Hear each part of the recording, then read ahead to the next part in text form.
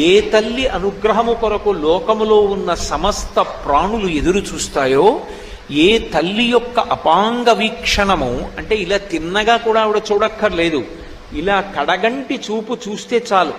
అపాంగై అమ్మవారు ఇలా చూస్తుందిట, కడగంటి చూపు అంతే. ఆ ఒక్క చూపు చేత ఒకడు మహదైశ్వర్యవంతుడవుతాడు. అమ్మవారికి యశస్విని అని ఒక పేరు లక్ష్మీదేవికి. యశస్విని లలిత కవనివ్వండి, పార్వతి కవనివ్వండి, లక్ష్మి కవనివ్వండి, సరస్వతి కవనివ్వండి, ఆ పేరు ఉంటుంది తప్పకుండా. యశస్విని అంటే కీర్తినిచ్చున్నది అని.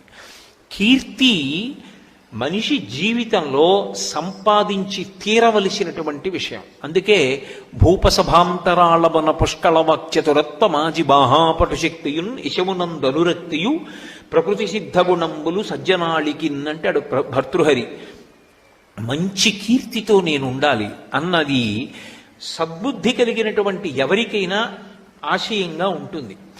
అటువంటి కీర్తినివ్వగలిగినది ఎవరు అంటే అమ్మవారు.